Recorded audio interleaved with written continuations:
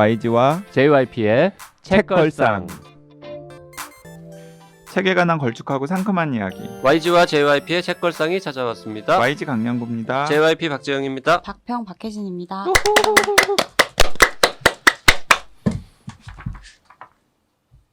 댓글 소개부터 시작하겠습니다. 우리가 빛의 속도로 갈 수 없다면 편을 듣고도 많은 분들이 댓글 주셨는데요. 네이버에서 세바공님 완전 단숨에 읽었네요. 방송 듣자마자 구입해서 왜 켄 리우와 테드 창을 모두 닮은 작가라고 하셨는지 알겠습니다. 저는 올해 읽은 최고의 책으로 뽑고 싶네요. 제가 이민자로 살고 있는 여성 과학자여서인지 감정이입 100%였습니다. 불완전하기 때문에 아름답고 행복하고 그래서 완전한 인류에 대한 헌사 같은 아름다운 이야기들 소개해 주셔서 정말 감사합니다. 느낌표. 네. 세바공님, 네 어디였죠? 볼티모어에서 네. 네, 일하시는 네, 과학자시죠. 네. 팟빵에도 한번 한국에 오실 때가 됐는데 네, 오시면 연락 주세요. 경유는 몇 번 하신 것 같아요. 네, 세바공님 한국에 오시면 연락 주십시오. 네, 팟빵의 보드게임 한판님께서도 댓글 남기셨는데요. 세 분 수다 덕에 또 보석 같은 책을 알게 됐네요. 저는 순례자는 왜 돌아오지 않는가와 스펙트럼이 가장 인상적이고 재미있었습니다. 더 자세하게 주인공들의 이야기를 담아 중편으로라도 내주시면 좋겠어요. 저는 주로 그림책이나 일 관련 책은 적극 찾아보지만 그 외에는 책걸상을 통해서만 정보를 얻고 있습니다. 다른 책방송 들을 때는 잘 듣긴 했으나 진짜 한 권도 읽거나 사지 않았는데 책걸상을 들으면 나보다 아는 게 많은 친한 친구가 소개해주는 느낌이라서 저절로 도서관 검색을 하거나 장바구니에 담게 돼요. 심지어 종회기원까지 샀잖아요. 늦었지만 사인본 정말 잘 받았습니다. 제목 말고는 아직 제대로 읽지 못했고 앞으로도 사실 읽을 자신은 없으나 책장에 꽂혀있는 걸 보고 있으면 흐뭇하네요. 아이가 읽는 과학 분야 책 사이에 말도 안 하고 슬쩍 끼워놨는데 어제 자기 전에 이건 뭐지? 라며 꺼내서 누나를 대굴대굴 굴리며 읽더니 이거 옴기니의 말이 왜 이렇게 길어? 일장은 언제 나와? 이러더라고요. 마음 다잡고 천천히 진득하게 봐야겠어요. 참 교수님 영문 사인은 진지하던데 한글 글씨체는 너무 귀여워서 재밌었습니다. 사인본 다시 감사드립니다.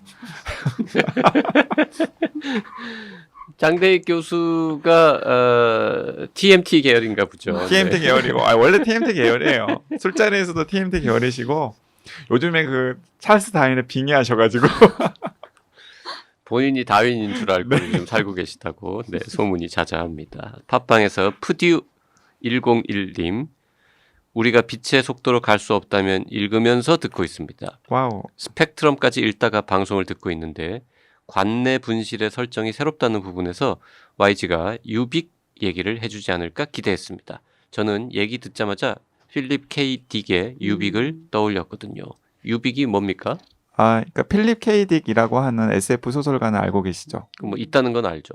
네, 예를 들어서 블레이드 러너라든가 또 수많은 소설들의 원작 소설을 쓴 네. SF 한 권도 안 읽었지만 네, 유명한 분이죠. 네네네. 그런데 그분이 쓴 1969년에 1992년의 미래를 무대로 한 단편 소설이 있어요. 유빅이라고 하는. 69년에 썼는데 배경은 92년이라고요? 네네. 그 소설에 나와 있는 이제 설정이 이 관내 분실의 설정과 비슷하다라고 푸드 102님은 느끼셨던 것 같아요. 제가 찾아보니까 그 폴라북스에서 필립 K.D. 걸작선을 쭉 냈는데 거기 11권의 유빅이 이제 수록되어 있고요. 저는 예전에 읽었어서 관내 분실을 읽을 때까지는 연결을 못 시켰는데 푸드 101님 댓글을 보고서 그 책꽂이에 있는 책을 다시 꺼내가지고 찾아보니까 진짜 비슷한 설정이라는 게 저도 생각이 나더라고요. 거기 어떤 설정이 있냐면 죽은 사람을 이 의식만 유지한 채 모아둬서 외부와 소통할 수 있게끔 하는 반생자라고 번역을 한 부분이 나오거든요. 그러니까 반생자 상태로 육신은 없고 의식만 모아가지고 관리를 하고 또 살아있는 사람들과 소통할 수 있게끔 하는 설정이 나오는데 그 설정이 관내 분실의 설정과 살짝 유사하잖아요. 그래서 푸드 102님은 바로 그걸 떠올리셨나 봐요. 네. 우리 청취자분들도 정말 책을 많이 읽으시는 네, 분들. 맞아요. 네. 일본에서 치즈루님, 이런 데서 접는 도시 얘기를 듣게 되다니 무척 반가웠습니다.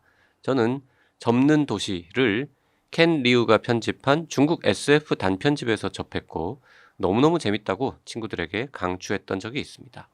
그러다 하우징팡 작가의 단편집, 아마도 고독 깊은 곳의 일어 번역판이 아닌가 싶은데 그것도 읽었고 중국 소설도 재밌다는 걸 알게 되었지요. 책걸상에서 종이동물원 하셨을 때도 반가웠는데 오늘은 더 반갑게 여겼습니다. 하우징팡 작가와 통하는 데가 있다고 하니 김초엽 작가 작품도 제 취향인 것 같습니다. 읽어봐야겠네요. 참 중국 작품 중 저의 올해 최고 작품은 삼체입니다. 일본에서는 올해 7월에 겨우 1부가 번역 출간됐거든요. 한국에서는 오래전에 3부 모두 번역판이 나와 있길래 책걸상에서 다뤄줬으면 하는 마음이 있는데 3부까지 있는 장편이라 JYP님이 싫어하실까요? 크크크. 네, 싫어합니다. 이 삼체를 켄 리우가 그 영어로 번역을 해서 영어권에서도 굉장히 화제가 된 작품이죠. 근데 일단- 호가 좀 갈리더라고요. 삼체는. 어쨌든 놀랍네요. 일본에서는 아직 1부밖에 안 나왔는데 한국에서는 오래전에 3부 모두 나왔다는 거. 그리고 삼체는 오래전은 아니고 올해 아마 마지막 3부가 나온 것으로 알고 있고요. 유독 과학자들이 열광을 하세요. 삼체라고 하는 소설에 대해서. 그 일본이 예전부터 뭐 번역 대국이다 뭐 이런 얘기 했었는데 우리가 더 먼저 번역되는 책도 있고, 네, 우리도 참 좋은 책 많이 나오는 것 같습니다. 맞습니다. 그리고 접는 도시 얘기 또 댓글에서 보니까 엄청 반갑네요. 네, 그때 박평이 언급했었죠. 자, 오늘도 말이죠. 솔직히 이거 옛날 같았으면 과연 한국어로 번역이 됐을까 싶은 마음이 살짝 들기도 하는 굉장히 우아하고 근사한 작품을 하나 들고 왔는데요. 오늘 소개해드릴 책은 델리아 오원스라는 분이 쓰신 장편 가제가 노래하는 곳입니다. 맞아요. 가제가 노래하는 곳. 자, 이 가제가 노래하는 곳은 우리나라에서는 사실 그다지 반응이 신통치 않았어요. 그런데 이 원제 가제가 노래하는 곳의 원제도 그냥 똑같거든요. 네. 그런데 제가 이 방송을 준비하면서 찾아보니까 이 뉴욕타임스 인터넷판의 2019년 11월 2일자 소설 부문 하드커버 베스트셀러 목록을 보니까 3위에 올라 있고요. 그게 3위에 오른 게 중요한 게 아니고 60주 동안 베스트셀러 상위 목록 수위에 지금 계속 위치해 있는 거예요. 수위? 1, 2, 3, 4, 5위에서 네. 계속 왔다 갔다 하면서 아. 60주 동안 지금. 책 그 뒷표지에 보면 1위를 한 기간이 30주가 넘었다라는 말이 적혀 있습니다. 그리고 1위는 아니더라도 뭐 2, 3, 4위 정도에서 머무르는 기간은 60주가 넘는다. 네, 가장 최근에 그 목록을 봐도 60주입니다. 사실 이 책을 제가 특별한 정보 없이 골라서 읽기 시작한 가장 중요한 이유 중에 하나가 그거였습니다. 30주 넘게 아마존에서 1위 했으면 뭔가 있겠지. 아마존이 아니고 뉴욕타임스 베스트셀러. 아니, 여기는 아마존에서도. 예, 책 표지에는 아마존 1위를 30주 넘게 했다고 돼 있어서 이 정도 되면 뭔가 그래도 있지 않을까 하는 생각으로 읽기 시작했는데 굉장히 독특하고 뭐라 그럴까? 이게 되게 고급진 소설이다 이런 느낌. 그러니까 이제 받았습니다. 그것도 의미가 있는 게 이게 아마존이랑 뉴욕타임스 베스트셀러 순위가 약간 달라요. 네, 그러니까 아마존을 통해서 책을 많이 사시는 분들의 취향과 이 뉴욕타임스 베스트셀러 같은 경우는 온라인, 오프라인을 이제 다 모아가지고 집계를 하잖아요. 그래서 약간 차이가 있는데 그 양쪽에서 다 수위에 오른다라는 것은 굉장히 다양한 독자들을 여러 가지 방식으로 만족시키는 소설이라는 의미로도 되거든요. 그래서 저도 한마디로 그런 겁니까? 뭐 대중과 평단을 다 만족시키는 네, 맞아요. 혹은 뭐 네. 재미와 감동을 다 주는 뭐 이런 재미와 그런 의미와. 거죠. 그래서 저도 아니나 다를까 워낙에 이 뉴욕타임스 소설 부문 베스트셀러 목록에 오랫동안 오른 책 중에서 저희들이 같이 읽었을 때 별로 실패한 소설들이 별로 없었잖아요. 그런 편이죠. 네. 네. 그래서 이 가제가 노래하는 것도 괜찮겠지라는 생각이 들어서 읽어야겠다 했는데 웬일로 책도 두꺼운데도 맞아요. JRP가 먼저 읽고 제일 의외였어요. 사실 그리고 저는 설정을 알고 있었기 때문에 설정도 JRP가 그다지 좋아할 만한 설정이 아닌데 맞습니다. 네, 안 그- 좋아하는 계열입니다. 네, 그런데 묘한 매력이 있다. 음, 책도 두꺼운데 계속 읽게 된다. 나도 이걸 왜 계속 읽고 있는지 모르겠는데 어쨌든 간에 계속 읽는다. 네, 그리고 나서 이제 결국 다 읽고서 괜찮다. 그리고 다 읽었는데 꼭 하자. 다 읽었으니까 꼭 하자. 네. 아니요, 다 읽었다고 해서 꼭 하진 않습니다. 저희가 네, 읽었지만 안 하는 책들도 많이 있지만 네. 요거는 할만했어요. 그래서 저는 읽었고 저는 상당히 흥미롭고 재미있게 읽었고 이제 박평한테도 보냈는데 박평은 읽고서 오늘 오자마자 너무 재밌다고. 너무 좋다고요. 네. 그 델리아 오원스라는 사람 이름 다들 처음 들으실 것 같은데 당연한 게요. 이분은 이게 지금 장편 소설, 아니 그러니까 소설로는 첫 작품입니다. 맞아요. 데뷔작인데 나이가 이른해 그 70세 데뷔작을 썼고요. 그 70세에 쓴 데뷔작 가제가 노래하는 곳으로 지금 베스트셀러 1년이 넘도록 상위를 차지하고 있어요. 네. 그리고 그럼 이분은 70 될 때까지 뭘 했느냐? 과학자입니다. 생태학자라고 할까요? 생태학자라고 해야겠죠? 원래 이제 동물학으로 공부를 시작을 하셨고 동물 행동학으로 박사 학위를 받았고요. 그 다음에 아프리카에서 7년 동안 야생동물을 관찰하고 그 결과를 정리해서 논픽션 3편을 쓰셨는데 그거가 일단 대박이 났다고 합니다. 네. 그러니까 제가 좀 더 설명을 드리면 20대 중반에 이제 갓 결혼한 남편과 같이 그 아프리카 잠비아로 가신 거예요. 그곳에서 이제 동물들과 함께 7년을 생활을 했는데 그 신혼생활 7년 동안 동물들과 함께 생활을 한 거죠. 그래서 거기서의 경험을 야생 속으로라고 하는 책으로 펴냈고 그리고 또 코끼리 밀렵 실태 아프리카의 코끼리 밀렵 실태를 또 고발한 논픽션을 또 써내서 그 논픽션도 꽤 화제가 됐었고요.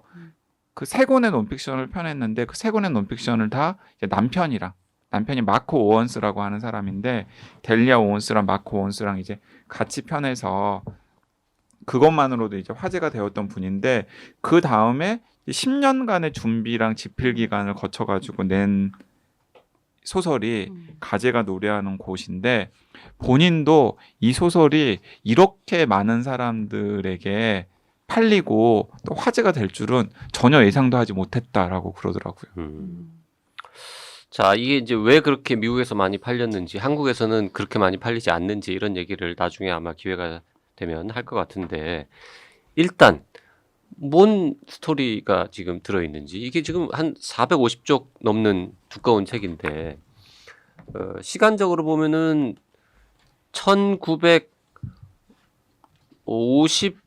1952년부터 시작해서요. 결국 마지막에는 2009년에 끝나는데 뭐 뒤쪽은 좀 의미가 없으니까 제일 액티브하게 일이 벌어지는 거는 52년부터 70년까지 네. 네, 한 20년 가까운 20년 가까이. 네, 기간을 두고 왔다 갔다 합니다. 1952년이고 시작은 장소적인 그 공간적인 배경은 미국의 노스캐롤라이나.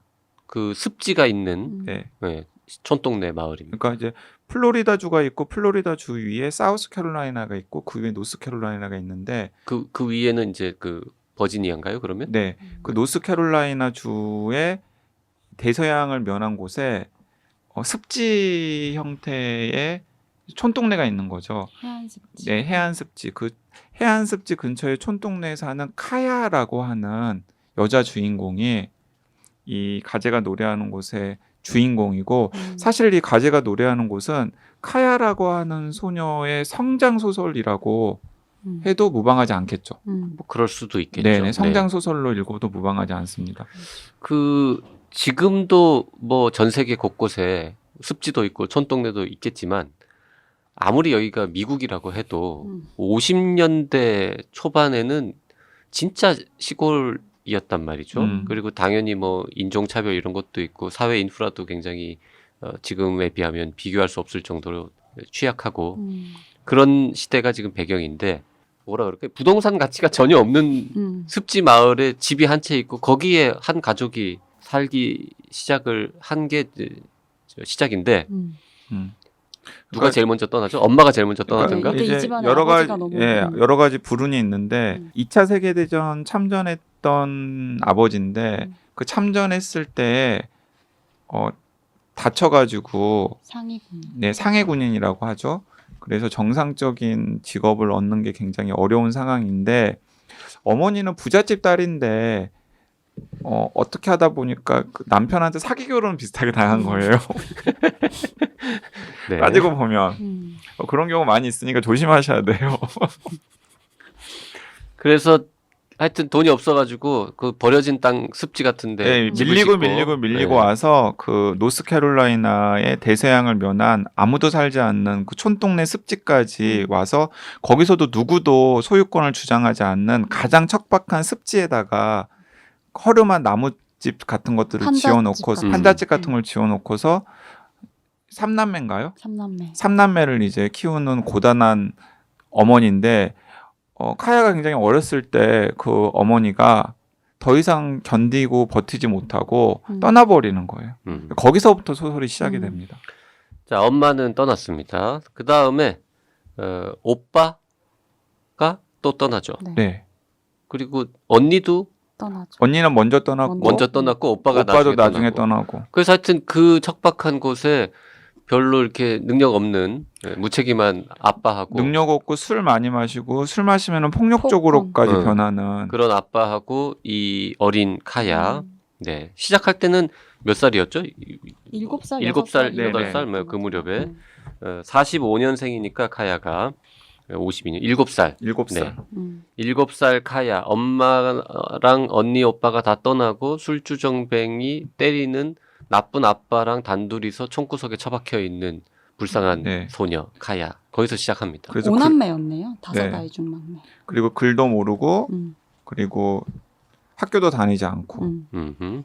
그리고 엄마가 없으니까 본인이 요리 같은 걸 해야 되는데 요리 같은 것들을 제대로 배워본 적이 없으니까 막 이것저것 그냥 해가지고 닥치는 대로 먹으면서 막 연명을 해야 되는 그런 상황.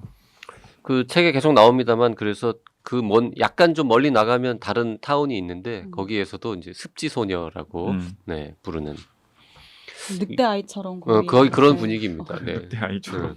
저기 야 너 저기 저 넘어서 저기 가면 안 돼. 거기 가면 이상한 이상한 애 있어. 뭐 늑대 소녀 있어. 이런 분위기인 거죠, 지금. 그리고 동네 아이들도 막 약간 경멸하면서 또 한편으로는 또 비웃기도 하고 놀리기도 하는 그런 아이고 그래서 유일하게 이 책 전체에 걸쳐서 카야의 편이 되어주는 것은 그 마을에서 사람 취급을 받지 못하는 흑인들 그러니까 아예 이제 흑백이 섞여서 살지 못하기 때문에 유색인 마을이라고 불리는 흑인들이 사는 마을에 있고 그 마을에 살면서 그 어부들이 이렇게 막 물고기 같은 걸 잡아오면은 그 물고기 같은 것들을 도매상처럼 거래해주는 제시라고 하는 흑인 남성이 있는데 제시라고 하는 그 흑인 아저씨만 유일하게 그 카야를 사람으로 대접해주는. 네.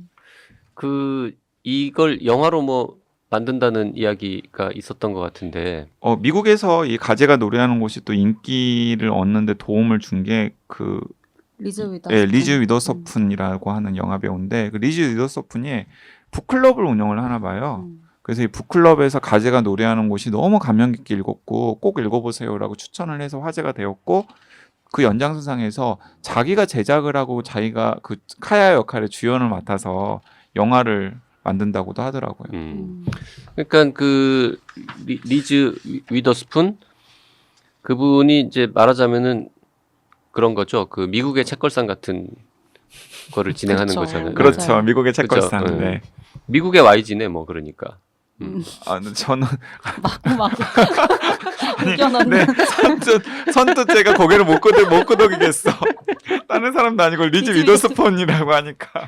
아니 그 영화 얘기를 왜 드렸냐면 그 좀 전에 말한 그 제시 제시. 제시라는 할아버지, 흑인 할아버지는 그 모건 모건 프리먼 프리먼. 같은 모건 프리먼 분을 같은 분. 떠올리면 딱 떠올리면 돼요. 딱 돼. 딱 그런 이미지입니다. 네, 그런 지금. 의미세요. 그러니까 네. 모건 프리먼이 영화에서도 딱 하면은 그냥 딱 맞춤한 근데 재밌는 건 이 책의 시작이 52년도인데 그 앞에 프롤로그라고 해가지고 딸랑 그 한 페이지 정도의 짧은 글이 있는데 69년도에 웬 시체가 하나 발견되었다라는 말을 한 장을 딱 써놓고 그 다음에 52년도로 돌아가서 시작을 합니다.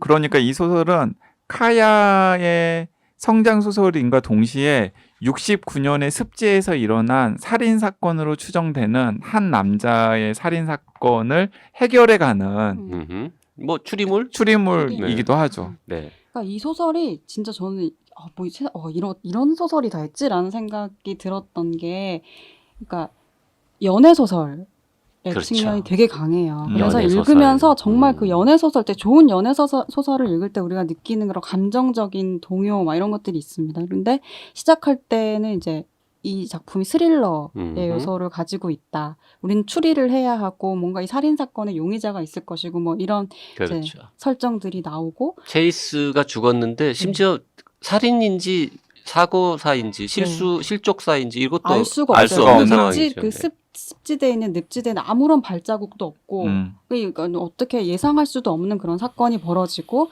근데 나오는 생태와 관련된 지식들 이런 것은 정말 처음 보는 어떤 단어들, 이 끊임없이 펼쳐지는데 어떻게 이런 것들이 하나의 이야기를 다 어우러서 400페이지를 이룰 수 있는 것인가? 저는 좀 경이로운. 제가 그때 델리아 오원스 인터뷰를 찾아봤는데 이제 이 책과 관련된 재밌는 이야기들이 많이 나오더라고요. 책을 집필하는 과정에서 10년이 걸렸다고 했잖아요. 근데 그 10년 동안 한편으로는 책을 집필하면서 한편으로는 또 무엇을 했냐면, 저는 그 노스캐롤라이나 주에 이 작가가 있었던 걸로 알았는데, 작가는 정작 그 10년 동안 아이다호 주에 있었대요. 완전 단독. 네, 아이다호 주에서 야생 곰을 연구하면서 그 동네는 곰 많을 것 같아요. 왠지. 네, 아이다호 주에서 야생 곰을 연구하는 연구를 병행하면서 이제 그 시간 날 때마다 이 가재가 노래하는 곳을 습작을 꾸준히 해왔다라고 인터뷰에서 이야기를 하고 있고요. 오히려 이 카야의 어린 시절과 관련된 묘사는 본인이 그 사우스 조지아주에서 그 촌동네에서 살았나 봐요. 그 사우스 조지아주 촌동네에 그 숲에서 막 놀고 막 이랬던 사우스 것들이. 조지아라는 주는 없어요. 그냥 조지아주 남쪽이겠죠. 조지아주인가요? 그러니까 조지아주 남부죠. 네, 그 조지아주 남부에서 뭐 숲이 많은 그런 환경에서 살았었는데, 그 환경에서 살면서 겪었던 여러 가지 경험들을 이 습지를 무대로 변주를 해가지고 많이 집어넣었다고 얘기를 하고 있고, 이 제목과 관련해서도 흥미로운 게, 가재가 노래하는 곳이 무엇이냐면, 자기가 친구들이랑 항상 놀면은 어머니께서 그냥 놀지 말고 가재가 노래하는 곳 너머에서 들려오는 소리들의 귀를 기울여 봐. 이런 이야기들을 이제 문득문득 하셨던 게 기억이 나서 그냥 장난처럼 소설 제목을 가재가 노래하는 곳이라고 써서 출판사 편집국에 넘겼는데, 자기는 당연히 출판사 편집국에서 이 뭐 이렇게 맥락 없는 가재가 노래하는 곳이라고 하는 제목을 다른 더 세련되고 독자들한테 어필할 수 있는 제목으로 바꿀 거라고 생각을 했는데, 웬걸 이 제목을 그냥 그대로 사용을 했더라는 거예요. 그 책의 139쪽, 140쪽에서 딱 한 번 등장합니다. 가재가 노래하는 곳이라는 말은. 네. 가장 갈 수 있는 한 가장 먼 곳 이런 느낌으로 저 멀리 가재가 노래하는 곳까지 가봐 뭐 이런 얘기를. 근데 그걸 이제 어렸을 때 이 저자의 어머니께서 자주 그런 얘기를 하셨던 것 같고, 그걸 소설에 집어넣었는데 그걸 제목으로까지 딱 끄집어낸 거죠. 저희가 워낙 방대한 책을 다루다 보니까 지금 약간 중구난방으로 얘기하고 있는데, 결국 연애 소설이기도 하고 성장 소설이기도 하고 추리 소설이기도 하고 추리 소설이기도 하고 법정 소설. 맞아요. 네. 맨 마지막에는 네. 그런 것까지 지금 등장하고. 생태 소설. 그러면서 생태 생태 소설. 소설이고 과학 소설이고. 뭐야 이게? 이런 게 나중에 뭔가 큰 상 받지 않습니까 원래? 그렇죠. 뭔가 받을 것 같아. 그래서 방금 생태 소설, 과학 소설 말씀을 하셨으니까 언급을 하자면, 이 델리아 오온스 자체가 과학자잖아요. 그리고 본인이 생태 에세이류 아프리카를 무대로 한 그 생태 논픽션 같은 것들을 써서 성공하기도 했었고 또 미국에서는 이런 전통이 있는 게 그 애청자분들 이름은 다 들어보셨을 그 소로의 월든부터 시작하는 생태 에세이, 생태 논픽션류의 전통이 있거든요. 예를 들어서 보통 뭐 이런 식으로 계보를 해요. 일단 처음에 이제 소로가 있고 그 다음에는 이 우리나라에서는 모래군의 12달이라고 하는 책으로 번역이 되어 나온 알도 레오폴드라고 하는 분이 있고 그 다음에 유명한 레이첼 카슨, 침묵의 봄 네. 이런 식으로 이제 연결되는 분들이 있는데 이 델리아 오온스도 따지고 보면 이제 그 전통에 놓여 있는 작가라고 할 수 있겠고 레이첼 카슨 다음에 나오는 이름이 되겠군요. 앞으로. 그렇죠.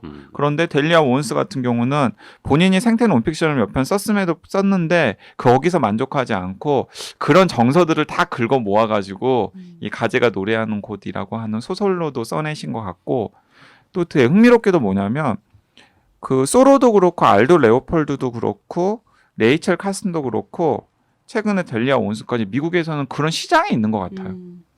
사람들이 이렇게 야생, 뭐 국립공원, 뭐 습지, 사막 이런 것들을 무대로 한 그런 자연 환경을 무대로 한 에세이나 소설에 되게 열광을 하는 분위기가 있는 것 같아요. 확실히 그런 게 있는 것 같아요. 네. 거기는. 우리는 그런 문화가 별로 없잖아요. 별로 없죠. 예. 그 왜 그럴까요? 우리는 너무 자연이 조그매서 그런가? 다양하지도 않고. 일단 이런 전문적인 그 분야에 있는 분들이 사실 이제 다른 장르로서의 확장력이 있는 글들, 뭐 에세이라든지 아니면 소설이라든지 이런 작업을 많이 하지는 않으시는 거예요. 맞아요. 그런 것 같아요. 그러니까 이 델리아 오온스가 인터뷰에서 자기가 가장 지금도 즐겨 읽고 또 영향을 많이 줬던 작가와 작품을 무엇이라고 얘기하냐면 그 알도 레오폴드의 모래군의 12달이라고 언급을 하는데 이 책 안에도 등장을 해요. 그러게요. 이게 130쪽에 알도 레오폴드의 샌드 카운티 연혁이라고 하는 책이 나오는데 저는 이거 읽으면서 그냥 이런 책이 있긴 있겠지라고 생각했는데 알고 보니까 되게 유명한 거라고 네, 지금 맞아요. 마이지가 알려줬는데 네, 이 알도 레오폴드라고 하는 분은 1887년에 태어나서 1948년에 이제 돌아가신 분인데 이 에일 대학교 산림학부를 졸업한 다음에 산림청 공무원으로 일을 하고 마지막에는 위스콘신 대학교에서 그 산림관리학 교수로 재직을 하다가 돌아가셨는데 이 알도 레오폴드의 모래군의 12달 우리나라에서는 모래군의 12달로 그 샌드 카운티 연역이 번역이 되었거든요. 네. 거기 보면은 이제 그 샌드 카운티 그러니까 모래를 무대로 한 생태계의 12달의 생태계가 어떻게 변하고 있는지를 자, 모래군의 12달이라고 자꾸 얘기하고 있는데 저는 이제 처음 들을 때 자꾸 모래라는 이름을 가진 아이의 남자아이의 뭐 12달 이런 것 같지만 성장담. 그 군 이제 저기 무슨 화천군 양구군 할 때 그 군 카운티입니다. 모래군. 네, 카운티예요. 네. 카운티. 그러니까 이제 모래 환경에서 1년간 어떤 일들, 어떤 생태계에서 일들이 있었는지를 쭉 서술한 책이 그 샌드 카운티 연역이라고 하는 책이거든요. 그 책으로 굉장히 유명해졌죠. 저는 이 소설 이렇게 읽으면서 그 왜 미국에서 굉장히 유명한 그 스토리텔링 책이 있거든요. 그 리사 크론이 썼던 책 끌리는 이야기는 어떻게 쓰는가라는 책이 뭐 베스트셀러에도 오래 올라 있었고 한국에도 번역이 돼 있는데 뭐랄까 거기에서 나오는 끌리는 이야기를 쓰는 법 교본 같아. 교본이 여기 다 있는 거예요. 첫 장면부터 시작해서 어떻게 하면 독자들의 시선을 놓치지 않게 만들 것인가 이런 것들을 아마 10년 동안 다른 연구를 하셨다고 했지만 곰 연구를 하면서 곰 연구를 하면서 그 공부 잘하는 사람들의 그런 특징들 있잖아요. 공부 잘하는 사람. 이야기를 책으로 배우는 그러니까 그런 학습력이 되게 느껴지는 이렇게 요소들이 많이 느껴졌어요. 그 아이오와나 뭐 아프리카나 이런 데 살면서 그 얼마나 심심했겠어요. 어떻게 하루 종일 연구만 합니까, 사람이. 거기 뭐 시골이니까 뭐 문화시설, 극장 뭐 몰 이런 것도 별로 없을 거고 그냥 주로 책을 읽은 거야, 이분은. 그러면서 이제 계속해서 어떤 설정들을 넣어야 사람들의 시선을 끌 수 있을지를 고민을 한 거죠. 그래서 첫 장면은 어떤 습지에서 어떤 남성의 죽음. 일단 시체가 발견되는 설정 이런 좋잖아. 네. 그리고 이제 두 번째 장면에서는 되게 가난한 집에서 그 막 엄마만 의지하면서 살고 있는 아이가 있는데 엄마가 갑자기 떠나버리는 거예요. 그러니까 자신을 그러니까 조력자 역할을 할 수 있는 사람이 떠나고 네. 자신에게는 그 조력자를 떠나게 만든 사람만이 남아 있는 거죠. 정글북. 네. 아. 정글북의 설정. 네. 그래서 이 꼬마 아이, 이 여자 아이의 미래가 어떻게 될까? 우리 막 다 안타까운 마음으로 안타까워하죠. 막 그 얘 학교도 못 가고. 그러니까 기회를 얻잖아요. 응. 그러니까 와서 너 학교 가야지. 학교를 가는데 하루 나갔다가 나가지 않죠. 아 그리고 그 다음에 테리우스 등장해. 캔디. 맞아요. 네. 그렇네. 캔디의 동네에 저 옆 동네에 멀쩡한 또 남자아이가 멀쩡하고 공부도 잘하고 배려심 깊고 생긴 것도 괜찮은 음흠. 청년이 다른 아이들은 다 되게 경원 씨 하는 이 늑지 여주인공을 소녀에게 다가와. 아 캔디. 그렇죠. 그리고 그리고 막 또 학교 여기도 뭐 의무 교육이니까 학교 안 오니까 사람들이 자꾸 잡으러 와. 그렇죠. 너 왜 학교 안 오냐고. 그러니까 그럴 도망다녀. 때마다 도망다니면서 뭐 추격전. 그러다가 그 캔디의 누구죠? 그렇게 막 배려 좋은 게 테리우스인가요? 테리우스. 테리우스인가요? 테리우스죠. 테리우스. 그 테리우스 역할을 하는 친구가 책을 한 권 선물해 줘요. 그 책이 뭐냐면은 알도 레오폴드의 샌드 카운티 연역이야. 맞아요. 그래서 그 샌드 카운티 연역을 보면서 자기가 책을 가르쳐 주는 거지. 글자를 가르쳐 주는 거지. 테리우스가. 잠깐만. 세계를 배워요. 지금 여기에서 테리우스 역할을 하는 사람의 극중 이름이 테이트야. 테리우스를 연상하면서 테이트라고 쓴 건가? 설마 캔디도 읽으셨나? 그래서 그 테이트라고 하는 아이와의 이 풋풋한 로맨스 이런 것들이 조금 나오고 그 다음에 결국 이 테이트가 글도 가르쳐 주잖아요. 글을 가르쳐 글을 가르쳐 주는 정말. 그 소설 글을 가르쳐 주는 책 그 책이 바로 샌드 카운티 연역인 거죠.